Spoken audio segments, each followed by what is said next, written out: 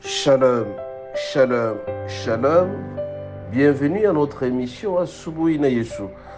Moi, c'est le pasteur Bienvenue Matenda Kibangala. Je salue toutes celles et tous ceux qui suivent régulièrement notre émission Asubuhi na Yesu et vous souhaite de très bonnes conditions d'écoute Asubuhi na Yesu, qui signifie dans l'une de nos 4 langues nationales, le matin avec Jésus. Bien aimé, ce matin, notre thème s'intitule 2 points.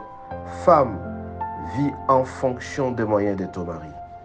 Femme, virgule, vit en fonction des moyens de ton mari. Bien aimé, il n'est secret pour personne que la plupart des femmes, quand elles sont dans le foyer avec leur mari, cherchent à vivre au-delà de leurs moyens en se comparant aux autres.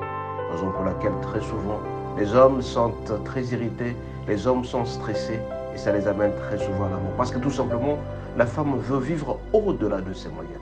Elle veut s'acheter des bijoux, elle veut vivre dans une maison qui coûte très cher. Elle veut, et ça fait stresser l'homme.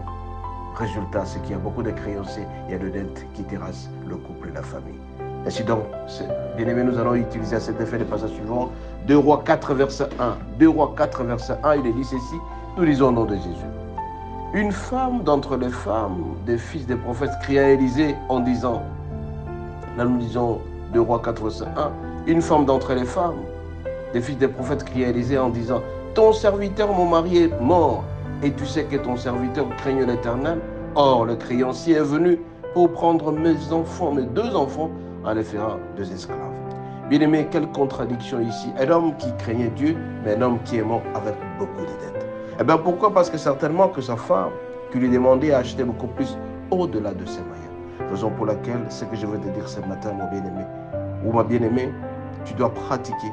Ce sera à la fois un gain pour toi, un gain pour le Seigneur. Parce que cette réalité plaît à notre Dieu. Ça profite à nous-mêmes, ça profite à notre environnement. Nous devons avoir ce qu'on appelle le bon sens, la sagesse, cette faculté de bien juger, de bien discerner, de ne pas vivre au-delà de nos moyens. Combien de fois, bien aimés, nous n'avons pas remarqué que les femmes veulent s'habiller au-delà de leurs moyens.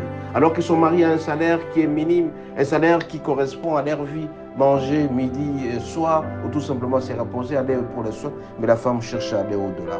Mais je vais te dire tout simplement ce matin, ma bien-aimée, c'est que tu dois te contenter de ce que ton mari a. Ne va pas aller au-delà. Parce que le fait d'aller au-delà, mon bien-aimé, d'abord, 1, tu vas stresser ton mari.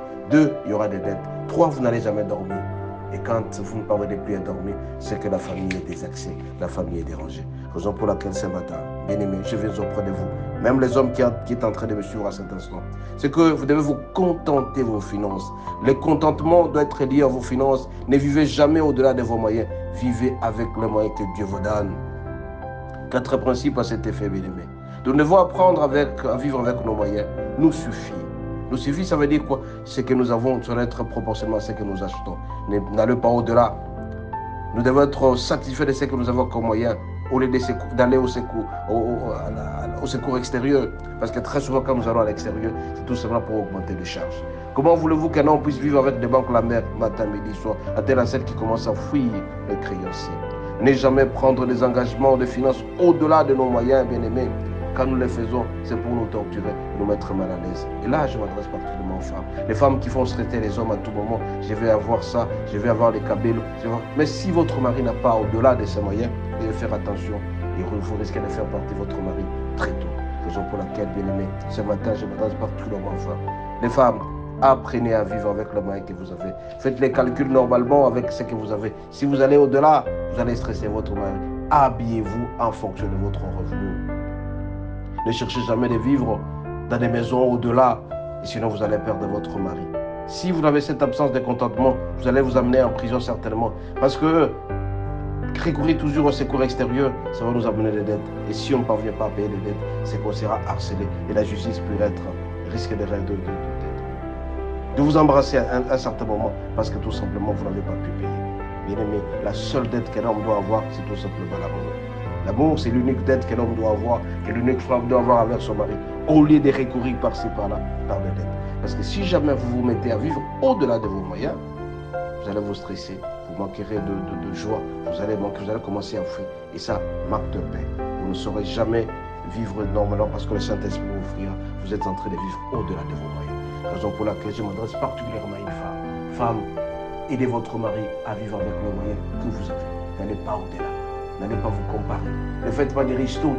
Très souvent, bien aimé, Nelly Kelemba nous amène à la mort. Nelly Kelemba nous stresse. Regardez cet homme qui est mort.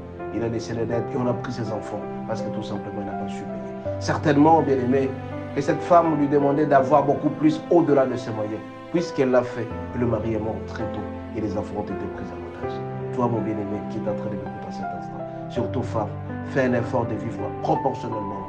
Parce que les dettes vont se stresser. Les dettes vont te terrifier à tout moment et tu ne sauras jamais avoir la paix. Celui qui a des dettes n'a pas de paix. Celui qui a des dettes ne dort pas bien. Celui qui a des dettes est perturbé. Il commence à fuir même les créanciers. Mais toi, pour bien vivre normalement, contente-toi de ce que tu as. La loi de contentement. C'est très important. Si tu es content de tes voyages, tu seras heureux, tu seras une femme heureuse et tout ira bien dans ta vie. Tu ne seras jamais triste. N'enviez jamais. Le fait d'envier vous amène à prendre des dettes.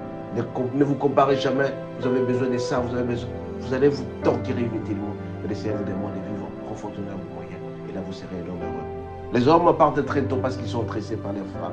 Les femmes les stressent et les femmes veulent à ce qu'elles puissent avoir beaucoup plus.